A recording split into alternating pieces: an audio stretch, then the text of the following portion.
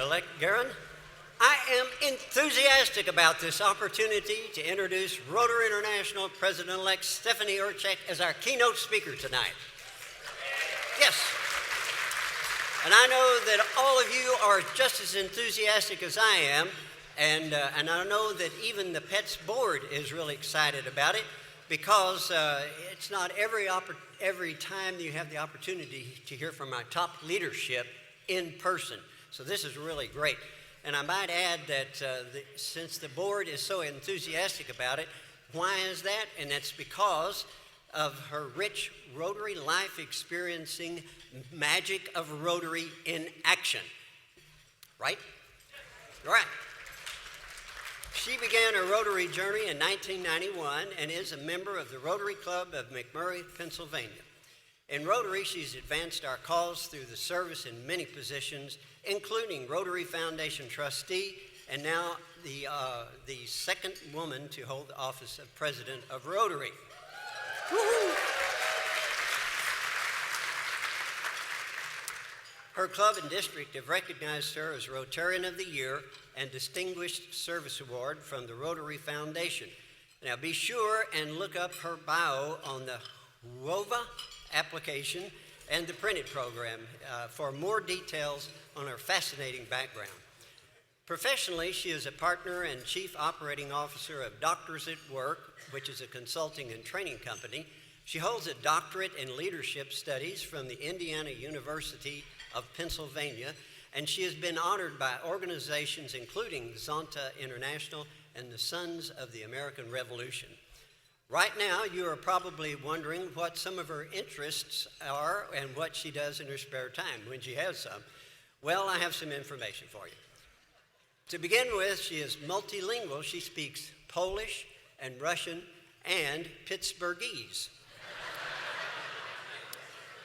Early on, she wanted to be a spy, like the FBI or the CIA, so she could have more international travel, and she's certainly going to satisfy that here this coming year.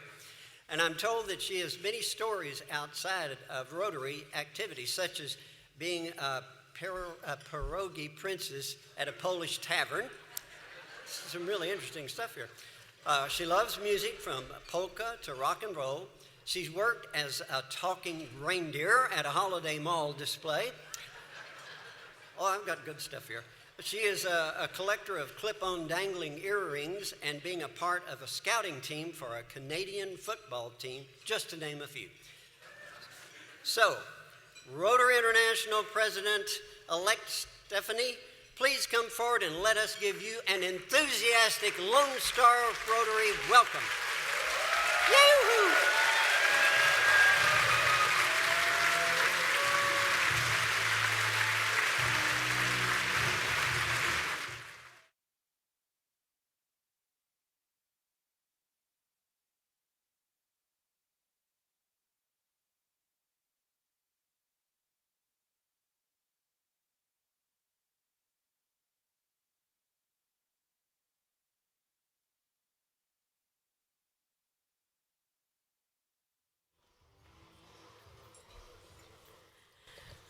Well, thank you, family of Rotary, and good evening.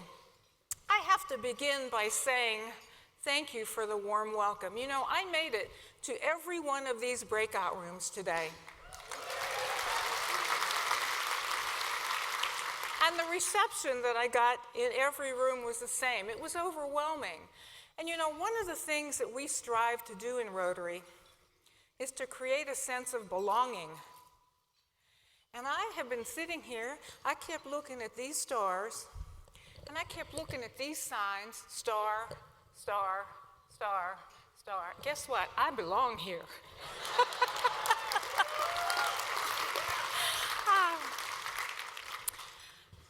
So I want to tell you, first of all, why I always begin my sessions with people by saying family of Rotary. Some of you know this already, but I'm single. I don't have a husband. I don't have children. My parents are gone. My grandparents are gone. I don't have a sister. I have one brother who does have 3 children. So my family, my natural family, is very small. So when I come to events like this, and I meet so many of you, Rotarians, I am overwhelmed when you embrace me as part of your Rotary family. So you've become part of my Rotary family too. Thank you.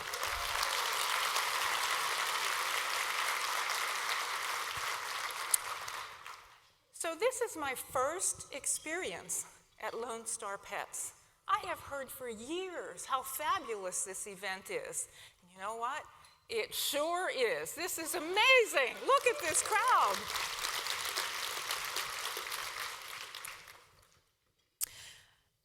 Many of you don't know much about me, so I want to share a couple of things because bouncing in and out of the room, several people had questions for me, and I said, wait till this evening, I'll tell you all about it. So the first story I'd like to tell you is about how I got into Rotary. Like you, I was invited. I was working at a state university in Pennsylvania, and a woman walked into my office. She came to my desk and she said, Stephanie, would you like to come to a Rotary meeting? And I looked at her and I said, what the hell is Rotary? I had no idea what it was. Nobody in my family had ever been in a service club. My father did own a business in Western Pennsylvania. He would have been a great Rotarian. Nobody ever asked him. So Eileen gave me her elevator speech. And she talked about the amazing things that this organization does. And of course, when she got to the international part, I really perked up because I wanted to be a spy when I was growing up. And I said, okay, I'll go listen to a meeting, I'll go. So I went to a meeting, I went to a second meeting. By the fourth meeting, I was doing the newsletter. And a year and a half later, I was club president.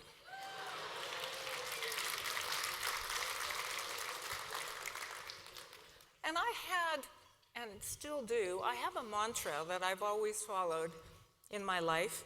It gets you in trouble sometimes, though. And that mantra is always say yes, and then figure it out. Life is more interesting on the other side of a yes. It has to be legal, and it has to be moral. And you have to factor in parents. You know, the very first time I went on a National Immunization Day trip, I was off to India. And I remember the day before I left, I called my mother and I said, hey Mom, I'm going to India tomorrow. She went crazy. What do you mean you're going? How long have you known? I said, I've known for 6 months. But if I told you 6 months ago, you'd worry for 6 months. Now you're only going to worry for 12 days and I'll be back before you know it. But life always is more interesting on the other side of a yes. Somebody in one of the rooms today said, how did you get to be the president-elect of Rotary? And really the answer is I just kept saying yes. Rotary was so exciting to me. Do you want to be president? Yes. Do you want to be club foundation chair? Sure. Do you want to run for district governor? Absolutely.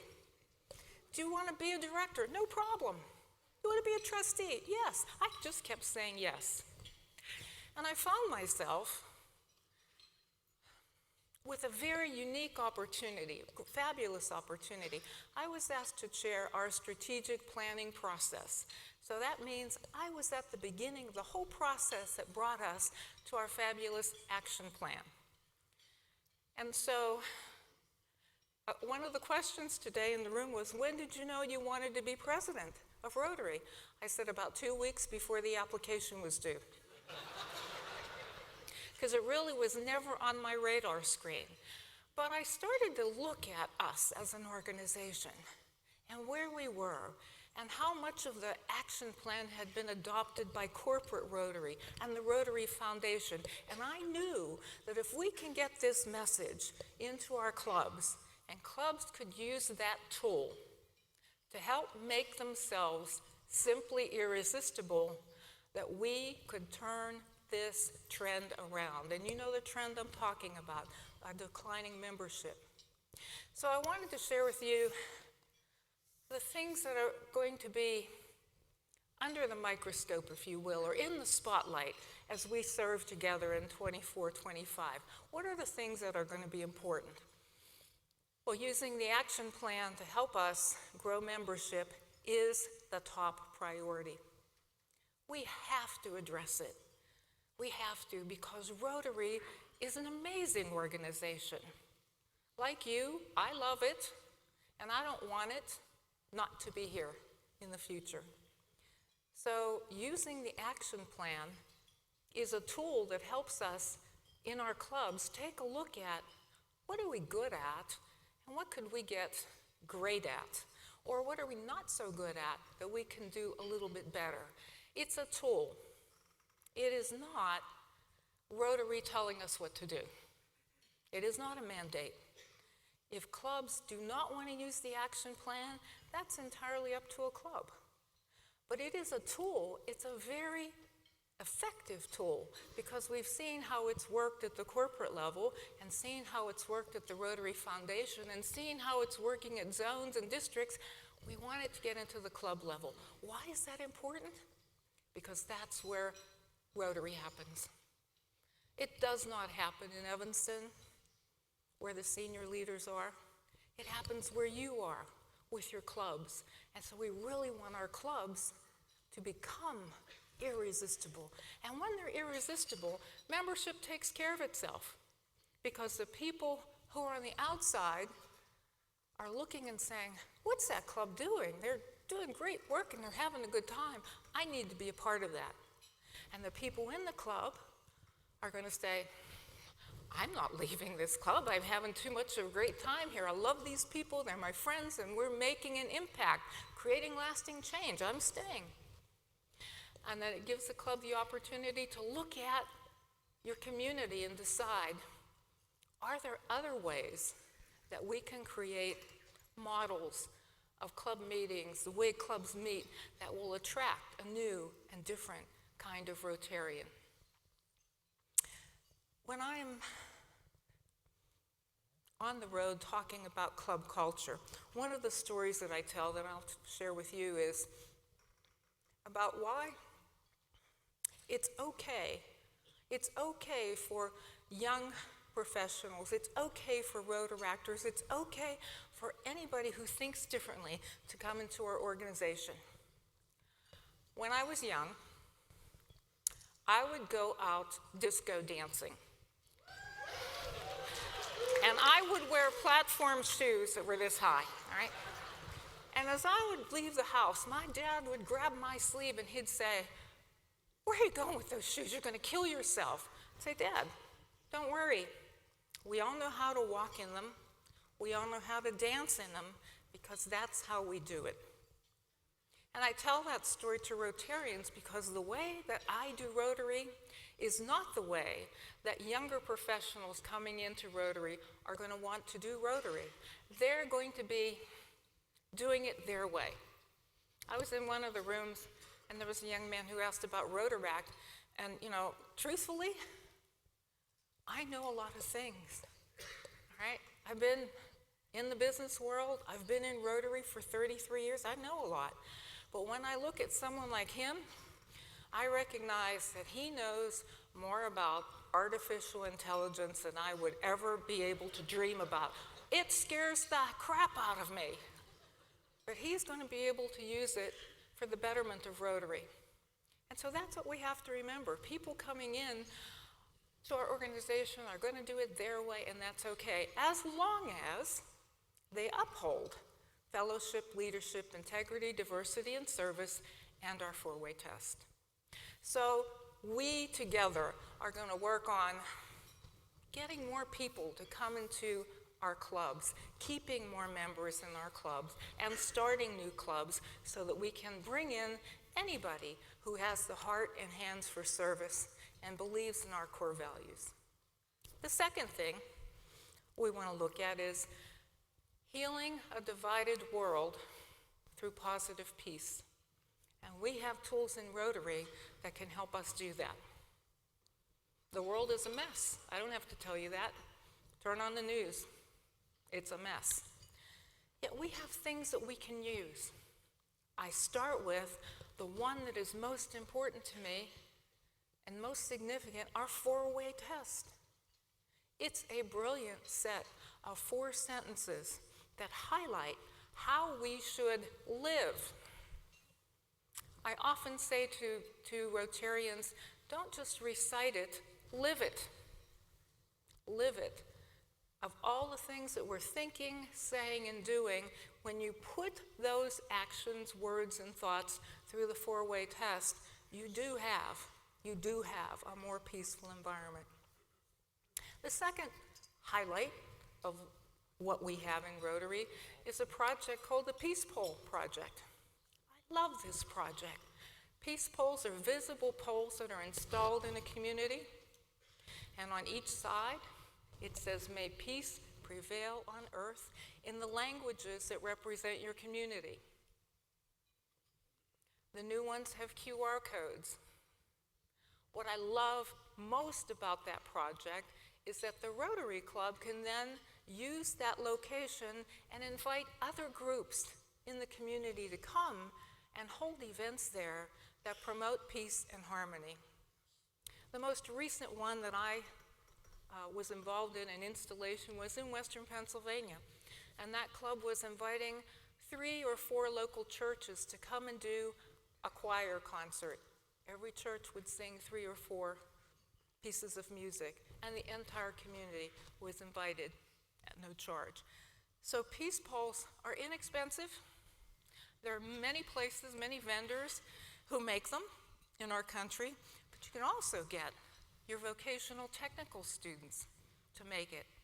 It could be made out of anything, wood, aluminum, anything.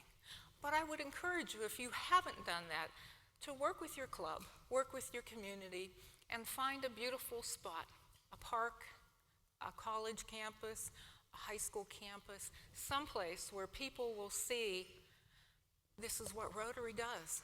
We're peace builders. We also have an online program called the Positive Peace Activators. Any of you can do that. It's a program that we developed with the Institute for Economics and Peace, and it's a series of 6 modules.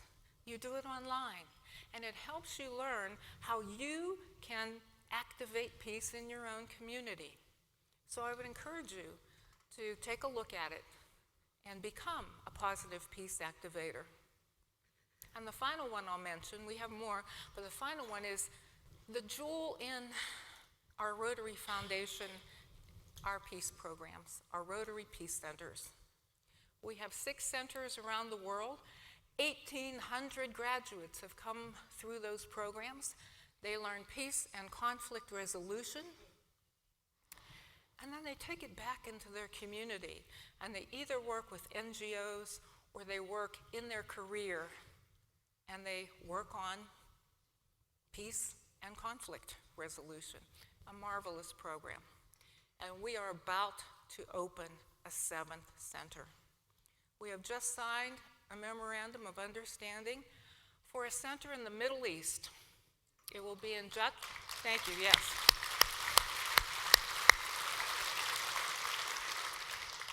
It will be in Başakşehir University in Turkey.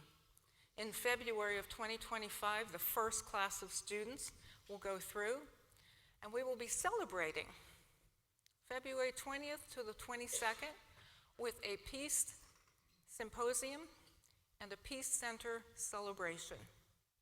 So in addition to the peace symposium with incredible speakers, it will be an opportunity for peace fellows to come back. All 1,800 of them will be invited to come back if they can.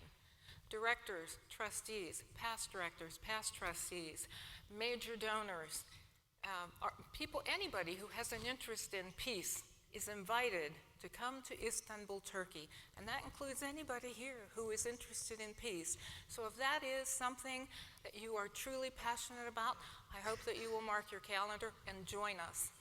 In addition to those activities, the local Rotaractors are planning a public-facing event, a peace walk.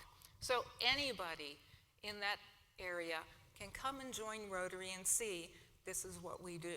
We build peace. The third thing that we want to spotlight is continuity. Continuity in our programs and in our leadership.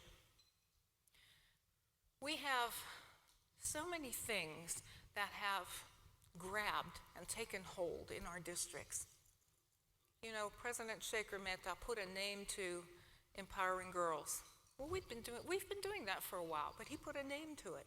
But just because he left office doesn't mean that we drop those programs.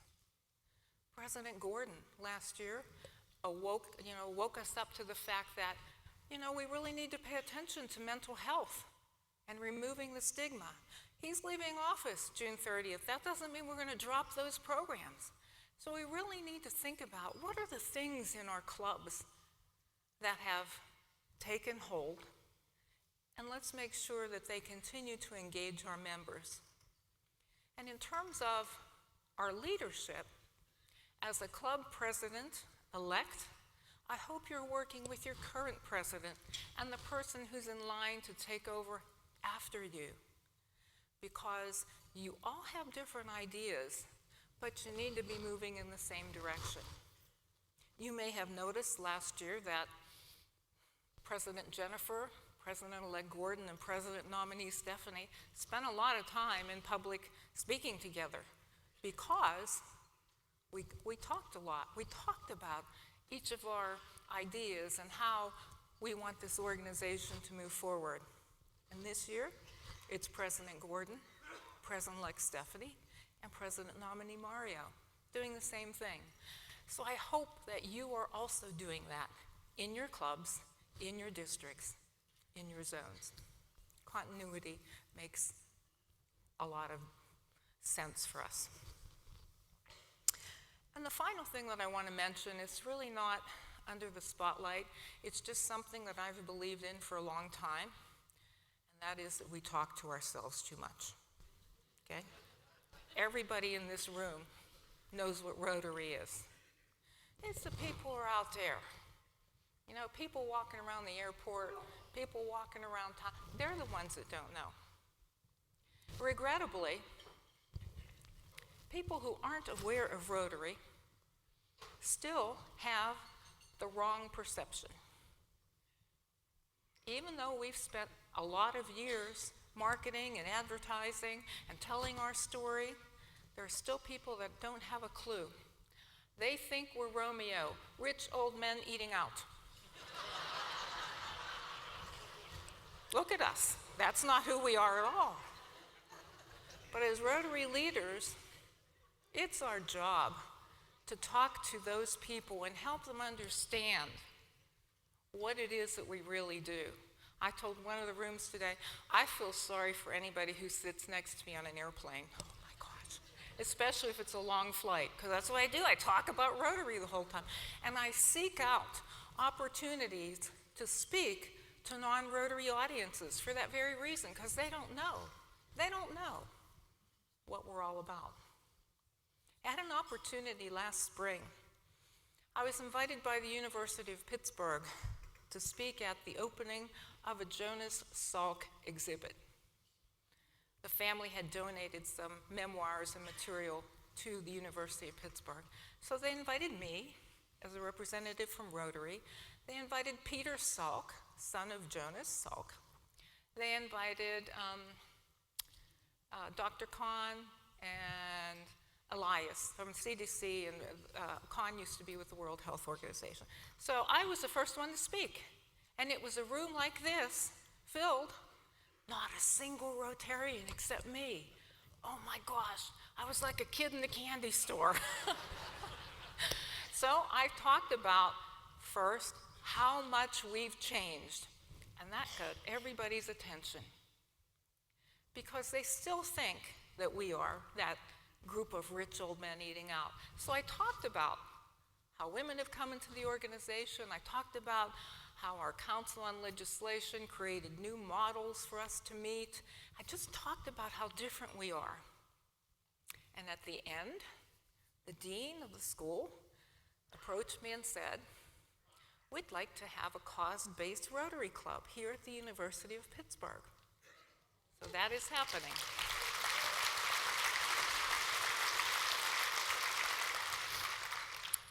That same trip, I was invited to speak to another group at a company called Astrobotics in Pittsburgh. We're in the aerospace industry, just like you are down here. Did you know that? Astrobotics is a company that was developed by Carnegie Mellon graduates, the university, and they build the Land Rover machine that go up. So we're in the aerospace industry. Well, anyway, I got to this company, and the invited guests were 27 college and university presidents from Western Pennsylvania. 2 of them were Rotarians. By the end of my presentation, 4 of them were Rotarians.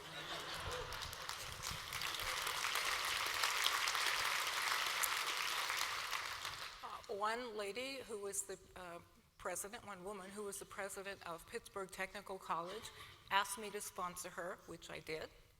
And the other gentleman was from the University of Pittsburgh at Johnstown. And so I also sponsored him.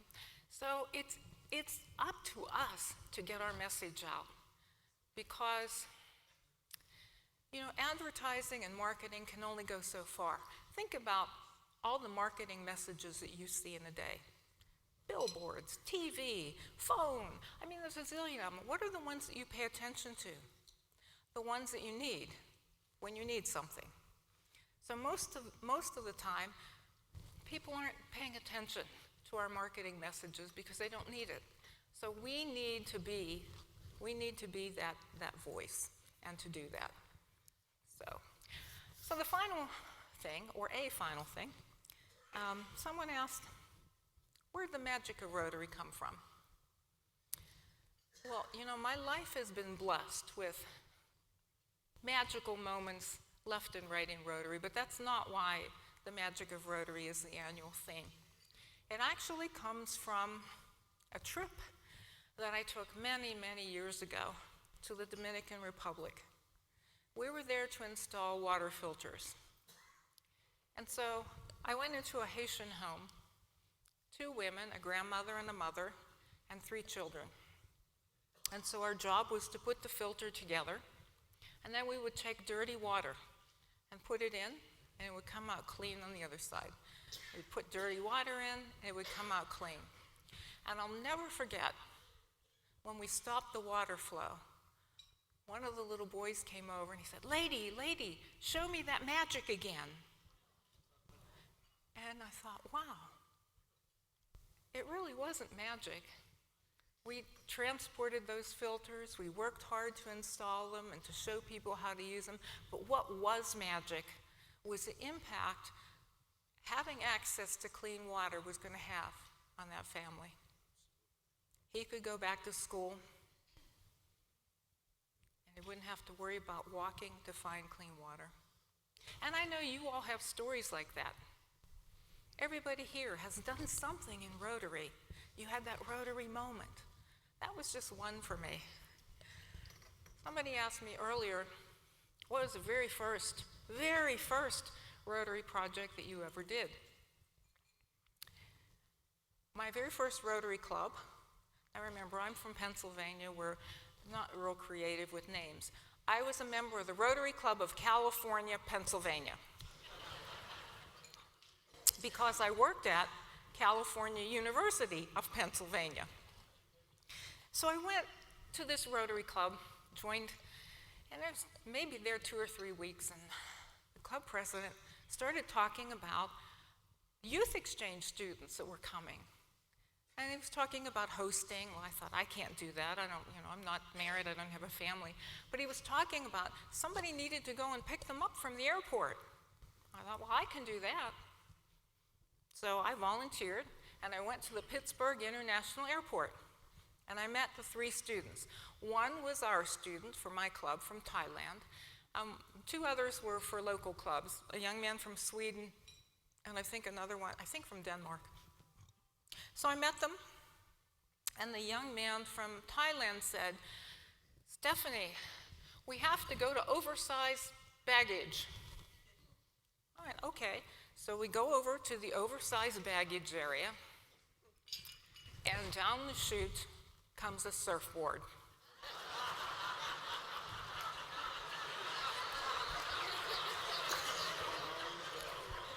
Now, mind you, I live in western Pennsylvania. There is no water anywhere besides the Monongahela River, and you can't use a surfboard on the Monongahela River. So I had to give that young man a lesson in geography. He was saying, well, I'm going to California University. No, you're not. No, you're not. And he learned so much that year, but that was his first lesson, geography. Right? But that was my very first service project as a Rotarian, was to help get those youth exchange students settled and get them organized. So that's how that happened. Last week I had an opportunity to be at Mid-Atlantic Pets, all right? And it happened to be held in King of Prussia, Pennsylvania, which is close to Philadelphia. And one of the DGEs wrote something that I wanted to share with you because I thought it was creative. Now, mind you, that was Philadelphia, and it's very close to, history and all. He wrote the preamble to pets. Now, I realize we're not at the beginning of this event, but we're not at the end either, so it can't be the epilogue. So I don't know what you call something in the middle, but we're going to continue to call it the preamble. So he said, "We, the presidents-elect of Rotary, in order to form a more perfect club, community, and world, establish a fair and equitable environment with fresh water and air for all, ensure positive peace and conflict resolution, provide for a polio and disease-free world, promote the health, education, and economic prosperity of all citizens, and secure the blessings of service above self in a welcoming, inclusive setting with a truthful, fair, friendly, and helpful standard to ourselves and our posterity. Do ordain and establish this PETS session to create a Rotary plan of action that will enable positive change and growth in our world, our community, and ourselves." I thought that was worth sharing with you all.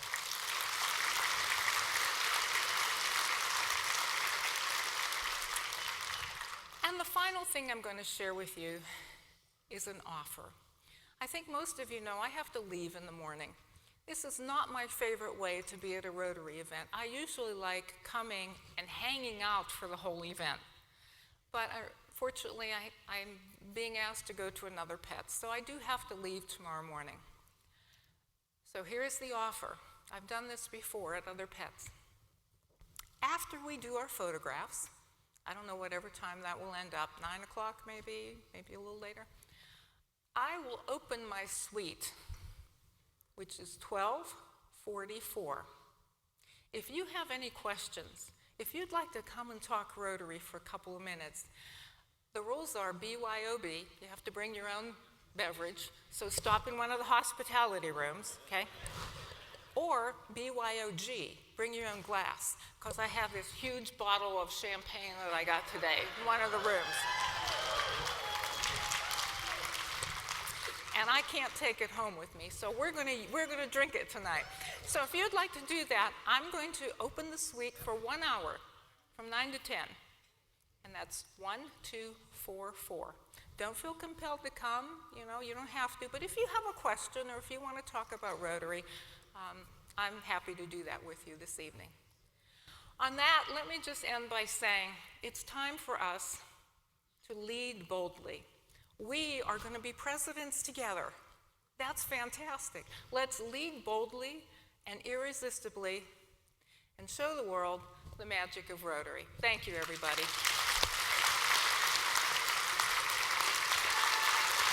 Thank you. Thank you.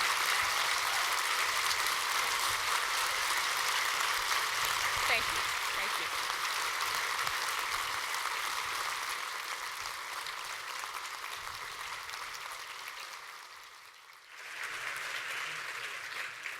Yes. Thank you, President-elect Stephanie, for that inspiring message and for helping us to see that we can find the magic of Rotary in so many places.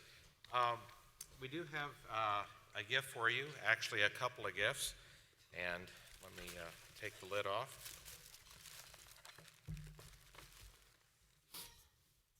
And let me explain this. And let me let you, here we go. Ah, I saw it from a distance before. It's gorgeous. Just to let people know that our, go ahead.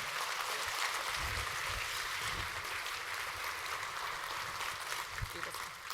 Our speaker recognition gifts this year are customized ceramic plates created especially for Lone Star Pets 2024 by Corpus Christi artist Bill Wilhelm, and Bill's unique ceramics have been sold worldwide, and several pieces have been acquired and are in the collection of Smithsonian's Museum of American Art.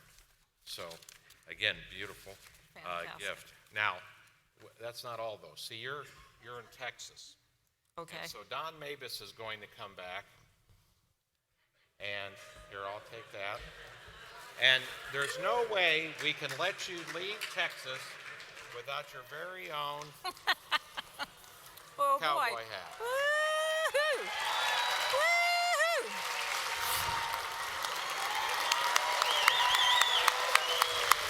I like it. I like it. I like it. Thank you. Now you're not required to say howdy and y'all the whole time, but simply putting on that hat, you may feel the urge, and it's all right. Okay. Thank you so Let me, much. Those are fantastic. See if I can get this back on here. Okay. Thank you so much. Thank you.